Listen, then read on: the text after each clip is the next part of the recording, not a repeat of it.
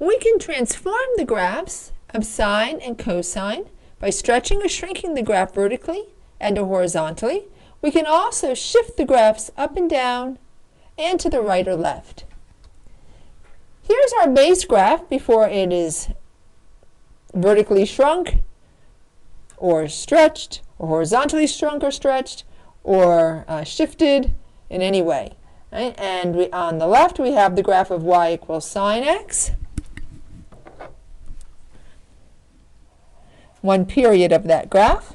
Right? And remember, the x is the angle and the y is the sine ratio. So when the angle measure is 0, right, we're just starting around the circle, we have an x-intercept, 0, 0. Sine has a maximum at pi halves, and that's 1. Another x-intercept at pi.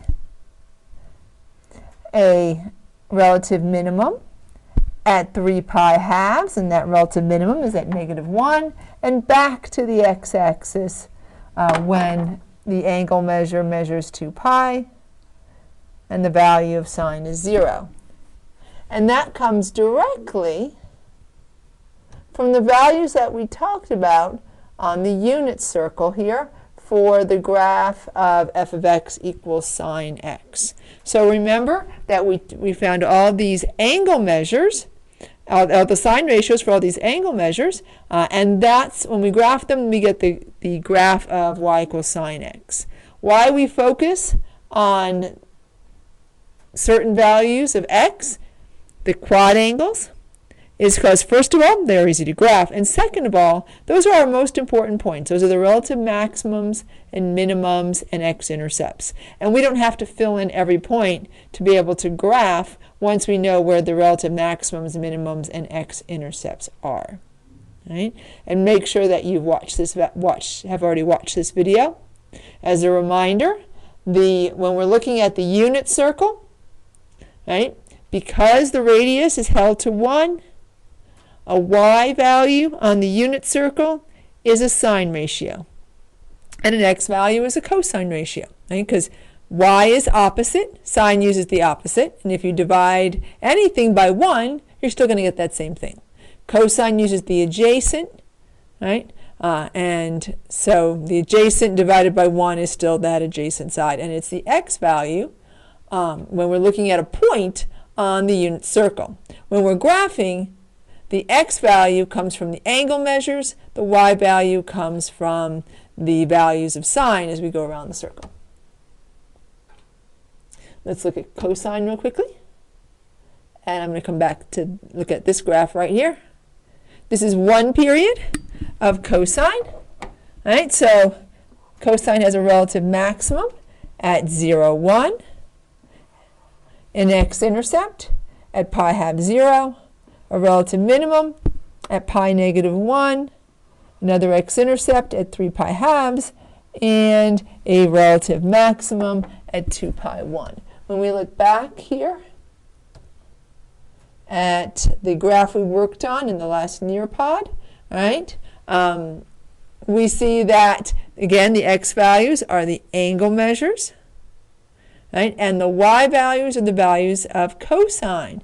As we're going around the circle, they're all the x-coordinates of each point, right? So at the point 1, 0, right, we are 0 on the our angle measure is 0, and we use the x-coordinate 1, right? Now we could use all these values in between. I could use pi halves, pi thirds, 1/2, right? When the angle measure is pi thirds, the value of cosine is 1/2 on the unit circle. And while 1/2 isn't hard to graph, pi thirds may or may not be that easy to graph. And we don't need to graph all those intermediate points so long as we have the maximums, minimums, and x-intercepts. Right? So make sure you understand where the values for the cosine graph come from and the values from the sine graph come from. And now we're going to take those values and transform them.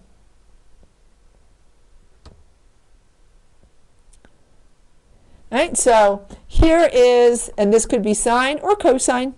Right? Here is the format for the equation. A is the coefficient in front of sine or cosine. It is the amplitude. It is always positive. If A happens to be negative, the amplitude is still positive, but the graph reflects over the x-axis. Right? To find the period, it's usually best to just factor this B out because that's going to help you with the phase shift anyhow. If we take 2 pi and divide by B, we will have the period. And if, by the way, if we factor this out, it will look like this. So y equals, a little glitchy when it jumps like that. All right, first there's a pause and there's a glitchy. All right, so if I factor B out, bx divided by B is x, and c divided by b is c over b. So notice that's where this comes from, right? Because we factored it out. All right, so to find your period, you take 2 pi and divide by b. Anything added, once you've factored out b, anything added to x is your phase shift. Notice the negative goes with the equation, right? So if you see minus some value, then that is to the right. If you see a plus, it's really minus a negative, and that's to the left. Our vertical shift is anything added to the whole function. It is not attached to x. It is not attached to sine. It is just added in. All right. It can be at the end or it can be in the front. All right. So we could have y equals d plus a sine bx minus c. If it's positive, it's up. If it's negative, it's down. And y equals d is the midline. And we'll always graph the midline. Right? It helps make sure our graph is symmetric. Here are our steps. You don't have to memorize them. And why not? Because they're in your notes. And after you've done it a few times, there's something called motor memory. You will remember what to do. Right? So you don't have to remember every word in the steps. You have to remember the action. Right? And you always have your notes to help you. All right, so step 1, if b is not factored out, take care of factoring that out. It will be easier in the long run. Identify your amplitude, period, phase shift, vertical shift, and midline. That tells you how many columns you're going to have. You're going to have a column in your table for everything that there is. You'll always have the x and y. Those are the values from the original graph, and those are pretty easy to find because these are just the values that are right. Oops, stop, right there. I hit one too many. That are right here. They are our relative max, mins, and x-intercepts. Right? So those are exactly the values you see where the points are. Right? And they're the same every single time. If there is a period change, we're going to redo those x values, and we won't use the old x values at all. If there is so identify the 5 key points. That's filling in our table, by the way, with those x and y values. And those are the same values, the max, min, x-intercept for every single time for y equals sine x and y equals cosine x. Right? So if there's a period change, right, we're going to identify our new x values, and we will not use the old x values.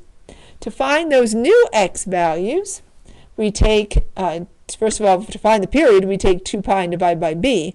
But once we have the period, we take the period and divide by 4. Why 4? Because all those important points occurred at the quad. They're still going to occur 1/4 of the way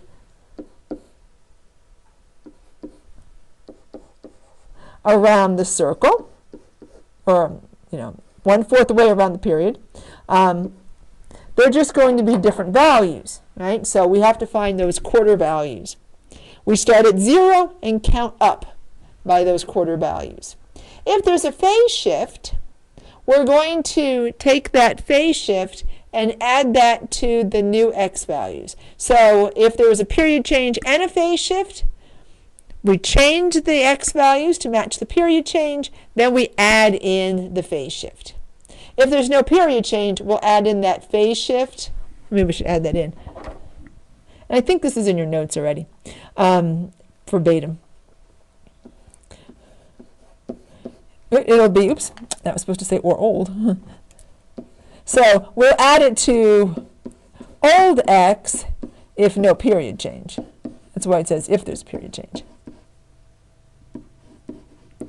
If there's no phase shift, and if nothing's added to x, we'll skip that. All right, so now we do with our y values. You take your old y values and multiply them by the amplitude. Those are your new y values if the amplitude is not 1.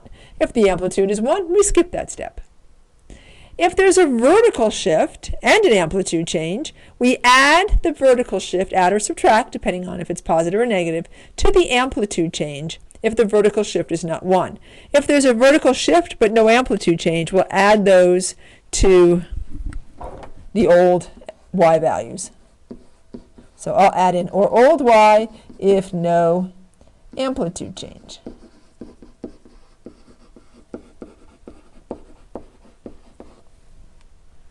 We'll graph the midline if it's not the x-axis. It's the same as the vertical shift.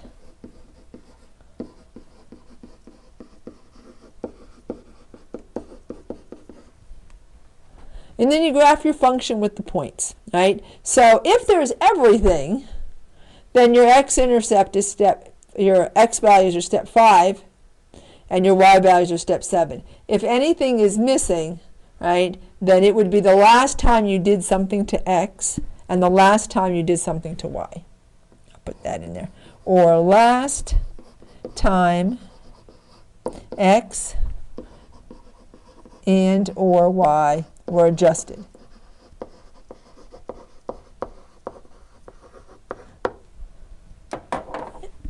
So technically it would be 5 and 7, but you're not adding anything if there's no phase shift at 5. Right? So it may be easier to think of the last time you do something to x and the last time you do something to y. Those are your points. And the best thing to do is just get started. So you have these in your notes. However, you have the graph, you have a table, and you have, I don't even know, I think you have the equation. If you're not, you write the equation in. But you have nothing else. It is a blank value. It's not all filled in like before, because we're going to do it together, because that's the way you learn. So there are 6 columns here, 1, 2, 3, 4, 5, 6, because the first row is going to be x. It's going to be what we're doing. X, and then we have, I can't fit in period change, so I'll just put period. And then we have phase shift, and I'll just put in phase because I don't want to squeeze it in too much. And then y, and then we have amplitude, and then we have vertical shift. And if we don't need a column, we'll just put an X in it. All right, so step 1, factor out b. It's already factored out. There's nothing to factor out because there's just x. There's not a plus something. So b is right here. I'll just put b equals 1/2. It is already done, so we don't have to do anything. All right, so step 1, done. Nothing to do there. Step 2, identify the amplitude, period, phase shift, vertical shift, midline. The amplitude is the coefficient in front of sine, right? So we have, here's the format, y equals a sine, and then b, x minus c, a little bit funky there, plus d. And that plus d could be on either side. All right, so there's no coefficient in front of sine. Our amplitude is 1. If the amplitude is 1, we aren't going to do anything here. All right, that's done with. All right, the next column, or the next thing, period. All right, so b is not 1, so we do have a period change. We're going to take 2 pi and divide by b, so that gives us 2 pi divided by 1/2.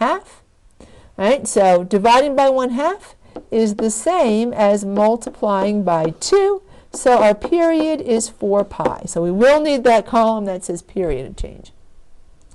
Phase shift is what's added to x. There's nothing added to x, so this is an NA.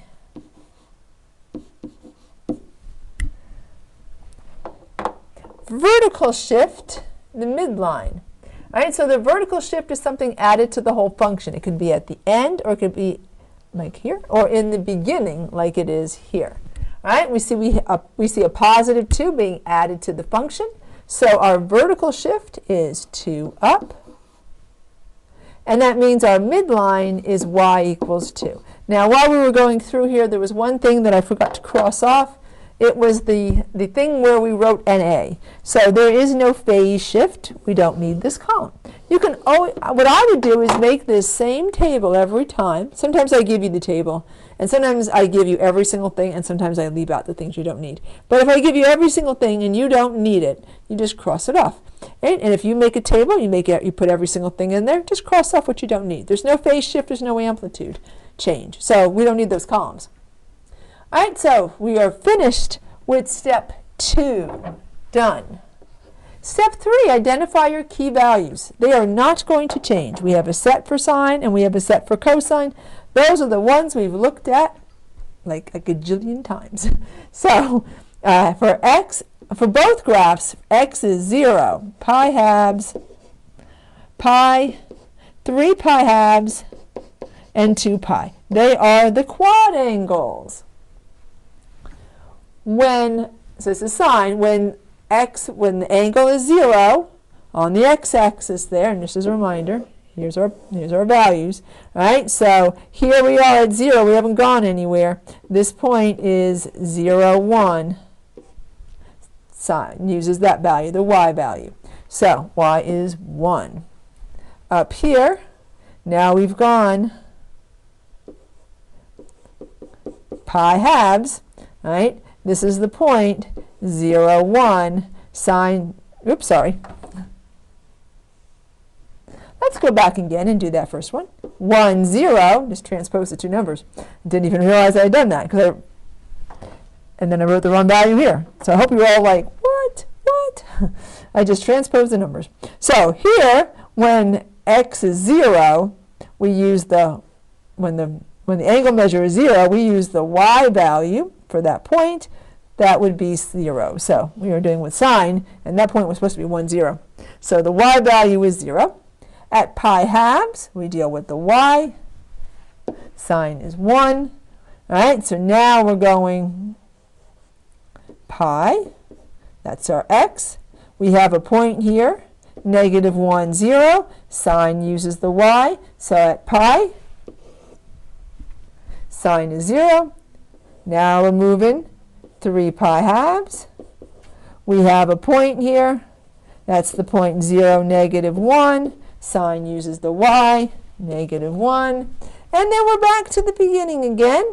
And now we've gone 2 pi. Right? And we have the exact same values, 0. That's our values for x and y for the sine graph. Now we need to deal with the period change. Oh, by the way, we've done this. All right, so let's use the period divided by 4 to identify the new x values. All right, so the new period is 4 pi. All right, so we're going to take the period, and make sure you're taking notes, by the way, divide by 4. That's going to be 4 pi divided by 4, or pi. What that means is we're going to start at 0. Every single time we'll start at 0. Right, starting at the beginning. But now, instead of counting by pi halves, we're going to count by pi, because our period takes 4 pi. The last value will always be your period. Feel free to fill that in. Make sure, though, that when you're counting, that you do end up on that period. So let's count by pi's. So 0, pi, 2 pi, 3 pi. Right, so this is 0 there is technically 0 pi. Right, but there's no point in writing 0 pi, because anything times 0 is 0. This is our x coordinate right here. All right, so let's just put new x. That's the last time we do something to x. All right, the next column, add the phase shift to the new x period change, except we don't have one. So this is NA. Or you can put a little check mark that says done. Now we're on to the amplitude. Multiply the y values by the amplitude, except there's no amplitude change. So we're done. Now we're going to add the vertical shift to the new y. In this case, it's the old y because there's no amplitude change. Right? So we're just going to add 2 to all the y values. All right? I must have used green because I used green before and it got stuck in there. All right, so we have 0 plus 2, which is 2. You don't have to, it's up to you whether you write the plus and the times, right? I know you can add 2 to 0. I'm going to write it up here just so it's clear if you're looking at these notes that what we did to get to these values. 0 plus 2 is 2, and negative 1 plus 2 is 1. There we have our new values. This is our new y. So the points we're going to graph are 0, 2, pi 3, 2 pi 2, 3 pi 1, and 4 pi 2. We're going to connect, and that's all there is to it.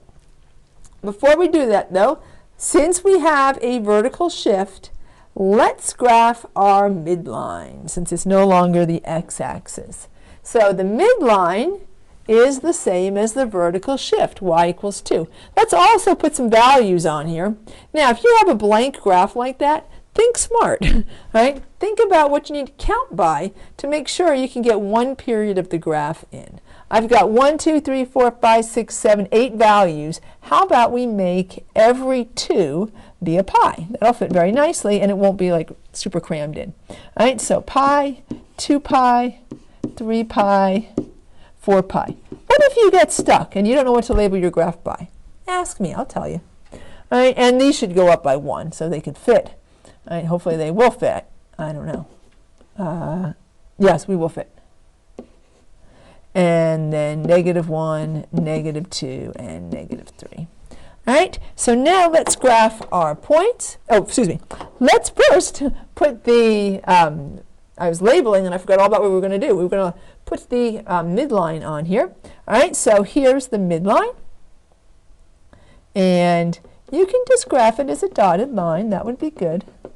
Here's y equals 2. That's our midline. All right, and so now let's graph our points. So our points for our graph, 0, 2.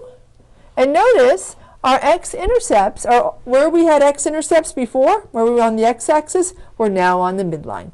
So we have the point 0, 2, pi 3. There's our maximum. 2 pi 2. That would have been an x-intercept, but now, since we shifted up 2, it's on the midline. The x-intercept, the x-axis, by the way, is the midline if we have no vertical shift. And then 3 pi 1. And finally 4 pi 0. And now we connect. And you can see we don't need those intermediate points because we can see what the graph is doing. This is plenty of points. And hopefully my shadow won't get in the way. And I can see too. There we go. And put arrows because it's going to keep on doing the same thing over and over again. We're just going to graph one period. All we need now is the domain, which is, of course, negative infinity to infinity, and the range. You can look at your graph, you can look at your table, right? Because we've got the relative minimum point, which actually in this case is the absolute minimum, right? The absolute minimum point used to be negative 1, now it's 1. Our maximum is 3. It just oscillates between those 2 points, right? Back and forth, and that's it. We've graphed it. All right, so let's see if we can graph one more on this video. All right, so this one is done. Now let's graph this one. And you're going to do the same thing when you graph. All right, go through the steps. And notice I have the same graph here each time, so I'm just going to label by something that makes sense for our values. Let's first fill in the table here. All right, so in terms of the top row here. So x, and then the things that go with x are the period change, if we have one, and the phase shift. And then we have y, and the things that go with y are the amplitude change and the vertical shift. All right, so let's look at step 1. Factor out b. Well, b is the coefficient on x. Notice it's 1. This we don't have to do. Not applicable. Already taken care of. All right. Identify the amplitude. The amplitude is the coefficient on cosine. It's right there. Right? So our amplitude is 2. All right, so we do have an amplitude change, so we'll need that. The period, the period is just 2 pi divided by 1. But 2 pi divided by b, although in this case b is 1. So here this was non-applicable because b was 1. In the other graph it was non-applicable because b was already factored out. There was nothing to factor out. So if b is 1, then the period is 2 pi.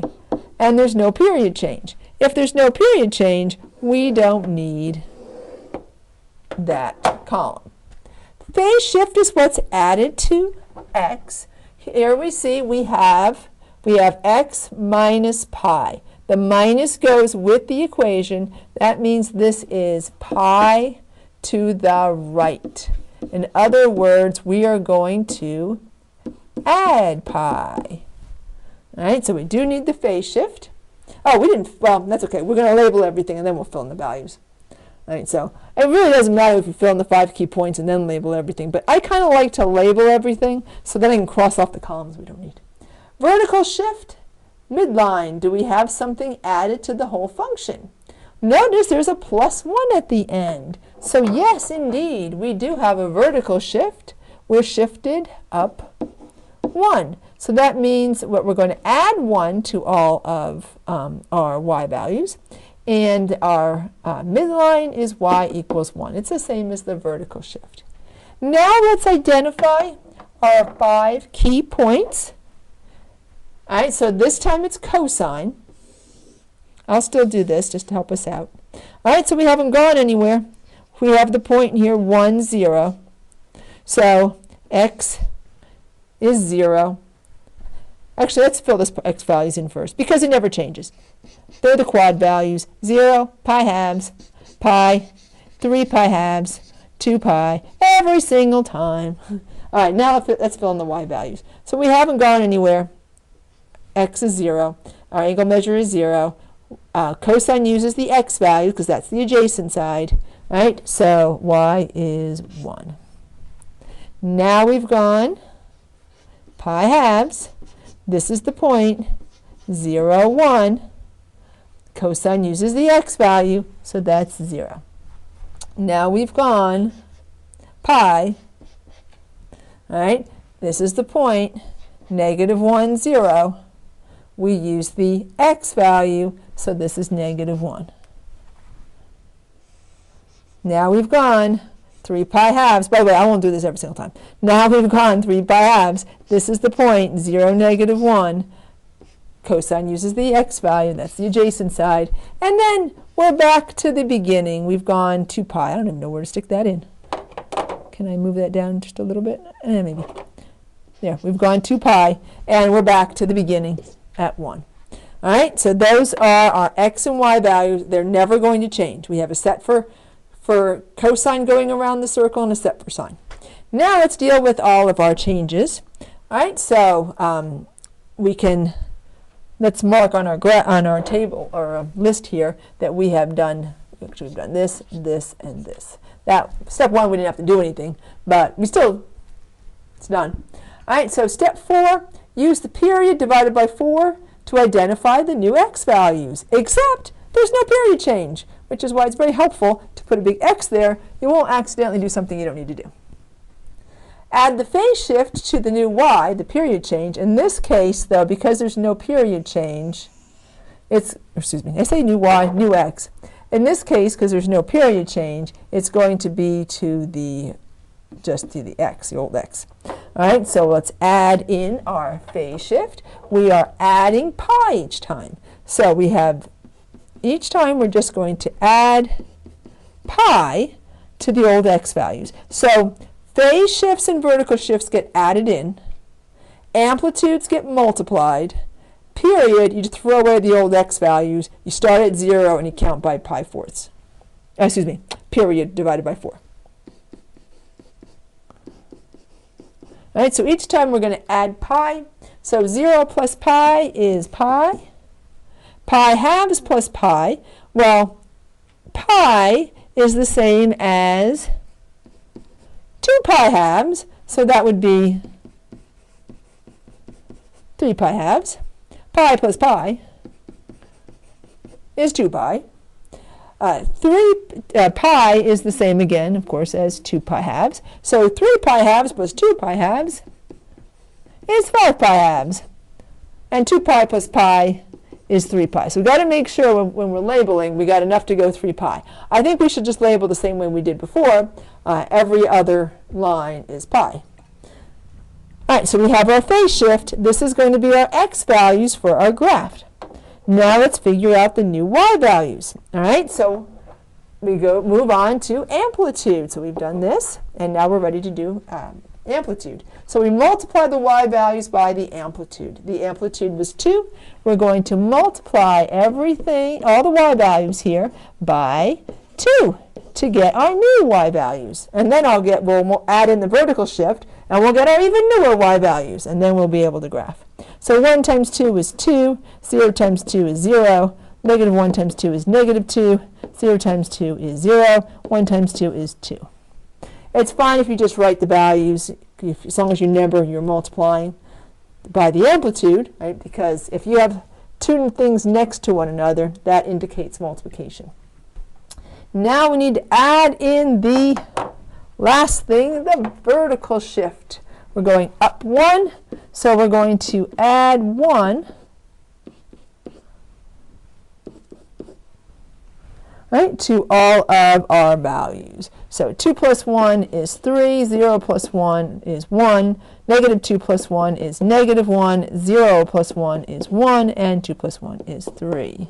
All right, even from just looking, you can see for your range, your lowest value is negative 1. That's your minimum. Your highest value is 3. That's your maximum. Let us graph. Let's actually first put the values on the table, and then we will graph the midline. The values on the graph, and then we will graph the midline. So this should go up by 1. So 1, 2, and 3, negative 1, negative 2, and negative 3, and this is going to be pi, 2 pi, 3 pi, 4 pi. And how did I know to go up by pi? Right? So notice I made each line worth pi halves. That works really nicely with our values because some of our values are halves. Right? And if I've got 8 lines there, if I make every other line pi, I have no trouble fitting in the highest value, 3 pi, because my graph here goes to 4 pi before it ends. All right, so now let's graph the midline, which is y equals 1. Let's just put a dotted line. Oh man, a little bit of a glitch there. Let's just erase this part since it's not on the line anyway. And that's y equals 1. All right, and now let's just graph our points. All right, so we have marked so the values under phase shift are the new x. Under the vertical shift are the new y. So we're graphing the point pi 3. So I go to pi, and I go to 3, and I put a point. And then we're graphing the point 3 pi halves 1. So halfway between pi and 2 is 3 pi halves 1. Notice it's on the midline because it was an x-intercept. And then our next point is 2 pi negative 1. Notice this graph is more vertically stretched, you can already see it, than the other graph that we just did, and that's because we have an amplitude change. And then our next point is 5 pi halves 1. Back up here. And then the last value is 3 pi 3. And there we go. And don't forget arrows. And don't make it look like, so notice I'm going to make it look like it's bending a bit. Don't make it look like a parabola. It's not going to keep reaching up to the sky. Instead, it's just going to go back down and do the same thing again. Right? So if I'm just kind of show you, the next point would have been right here, right? And then the next point, let's come into, it would be like right here, and it's just going to do the exact same thing again. All right, so I'm not going to graph that because one period to me is fine. Otherwise, we could be here all day just graphing forever and ever and ever. So that's one period of the graph. But try to make it look like it's bending back again, not reaching up into the sky, because it's not going to keep on increasing. Right? That's it. 3 is the highest y values are ever getting. So I forgot to check these off. We multiplied the y values by the amplitude, we added in the vertical shift, we graphed the midline, we graphed our function. If it helps, if you have trouble like keeping track of the values, when you're going from the table to the graph, write them down, right? So, and I put an x over the last time I did something to x, right? And all the things that it changes, it says y when you get to the things that change you vertically. The period and phase shift, period change stretches us or compresses us horizontally. Phase shift moves us right and left. Amplitude stretches or compresses us vertically, and vertical shift moves us up and down. Right? So vertical changes go with y, horizontal changes go with x. So you can always write down the point, pi 3, 3 pi halves 1,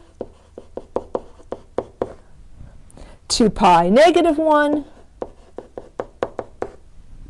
5 pi halves 1, and finally 3 pi 3. So if you find it kind of hard to go from the table to the graph, just write your points down, and that might make it easier. I think that's an optional step. All right, that's the last thing. Domain, of course. All real numbers, negative infinity to infinity. And the range, we can see it in our graph and our table. Our low value is -1. Our high value is 3. Thanks for joining me to graph sine and cosine. Come back in the next Nearpod and we'll graph some more. Bye for now.